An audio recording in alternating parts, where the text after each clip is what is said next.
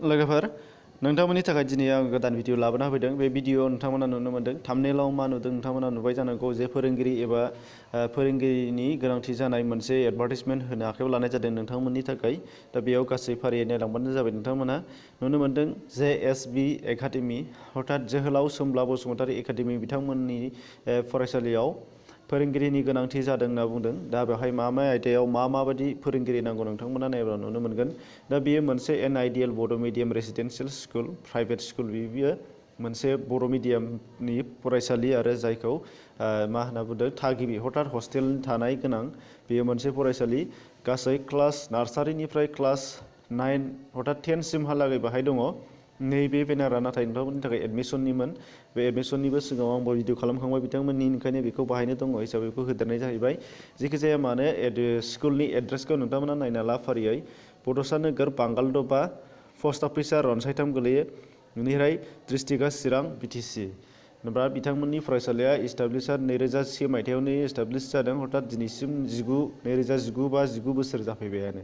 दा बाहाय बिथांमोनहा बर' बिजोंनि फरायसालि आरो प्राइभेट स्कुल हिसाबै गोबांथार फोरोंगिरिफोर दंखायोब्लाबो बिथांमोननियाव गोनांथि जानानै फैदों होनदों। मा बिथिङाव गोनांथि जादों नोंथांमोना बेखौ दा फारियै नायलांदो आरो नोंथांमोना नैबे बेनारखौ नोंथांमोना स्क्रिनशट खालामनानै लाब्लानो जाबाय। जायफोर बिथांमोना गोसो गुदुं नोंथांमोना बेखौ स्क्रिनशट खालामनानै ला। बाहाय मोननै कन्टेक्ट नाम्बार नोंथांमोना नुनो मोन्दों। बाहाय डाइरेक्ट बाहाय कन्टेक्ट खालामबाबो नुनो मोनगोन। फ्राय नोंथांमोननो दिन्थिनानै होनि नैबाय नोंथांमोना गाहायथाराव मा होनो प्रिन्सिपालनि नाम्बार दङ बाहाय मोनसे आरो मोनसेया जाहैबाय सेक्रेटारिनि नाम्बार दङ। मेनेजिं कमिटिनि सेक्रेटारिनि नाम्बार दङ आरो मोनसे प्रिन्सिपालनि नाम्बार दङ। दा बेयाव नोंथांमोना डाइरेक्टलि स्क्रिनशट खालामनानै कन्टेक्ट खालामनानै लानो हागोन जुदि नोंथांमोना जुदि गोसो गुदुंबा। दानिया मा नांगौ नायदो नैबे नुगोन गोजौ थाखोनि बिजाथि हथात हाइ स्कुल सेक्सननि थाखाय नांगौनो बिथांमोननि थाखाय हाइ स्कुल सेक्सननि फोरोंगिरि। दा बेयाव मा नांगौ नोंथांमोना नुनो मोननाय जाहैगोन। हाइ स्कुलनियाव इंराजि फोरोंगिरियाव नोंथांमोना नुनो मोन्दों BA पास सासे नांगोन इंराजि फोरोंगिरि। बिथांमोना बुंहरदों इंराजियाव बिथाङा अनार्स लानायबाबो जागोन आरो नङाबा जेनेरेल फरायनायबाबो जानो हागोन होनदों। नाथाय एक्सपिरियेन्स थानाय जानांगोन आरो मिनिमाम। बिनिफ्राय सानखान्थि फोरोंगिरियाव BSc नङाब्ला BSc नङाबाबो आर्ट्सनिफ्रायबाबो बिथांमोना जुदि नोंथांमोननि गेजेराव जायफोरा मेथ्स साबजेक्ट लादेरनाय, ओंखायनो एक्सपिरियेन्स हल्डार बुंदों, मेथ्स साबजेक्ट लादेरनाय आरो जायफोर बिथांमोनहा मेथ्सनि सायाव थोजासे गियान दंखायो बिथांमोनहा डाइरेक्टलि फैनानै रायज्लायफैनो हागोन आरो नोंथांमोनहा बाय'डाटानि गेजेरजों नोंथांमोननि डकुमेन्ट्सनि गेजेरजों साबमिट खालामनानै नोंथांमोना थाबैनो सुलाद लानो हानाय जागोन। जायफोरा ओरैनो जिरायनानै दङ नोंथांमोना बेखौ थाबैनो सुलाद लाब्लानो जाबाय आरो। दा अब्ला खनसे नायफिनबावदो नोंथांमोना गोजौ थाखोनि बा हाइ स्कुल सेक्सननि थाखाय नांगोन बेखौ इंराजि टिचार सासे ओमफ्राय सानखान्थि फोरोंगिरि सासे।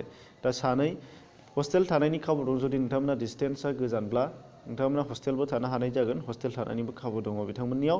दा स्कुलफोरा गासैबो बिल्डिंआनो बिथांमोना बुंदों बाहाय नोंथांमोननि थाखाय मेनसन खालामफायाखै।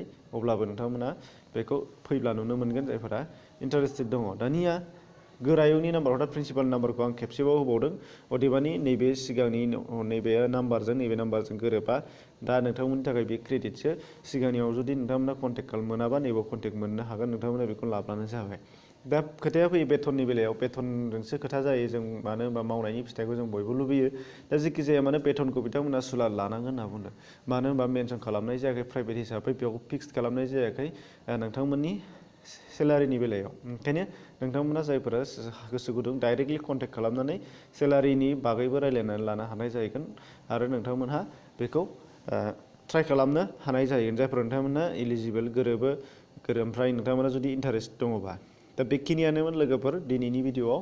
आसा खालामो नोंथांमोननि गेजेराव सोरबाफोर ओरैनो दङबा खिन्थाना होगोन आरो नोंथांमोना गोरोबा आंनि साबसक्राइबार नोंथांमोना गोरोबा फल'वार्स नोंथांमोना गोरोबाबाबो गुबुनखौ जाहाथे खिन्थाना होयो जाहाथे हेफाजाब होयो नोंथांमोना बेखौ आं आसा थिबाय। आरो नोंथांमोननि थाखाय डिसक्रिपसनाव गुबुन भिडिअ दङ नेनानै दङ नोंथांमोना नायब्लानो जाबाय। ओमफ्राय जुदि नोंथांमोना बेफोरबायदि गोदान भिडिअ जुदि लुबैदोंबा नोंथांमोना साबस्क्राइब खालामाखैबा खालामनानै ला नटिफिकेसन बेलखौ थुनानै लाब्लानो जाबाय। एसेनोसै गोजोन्थों।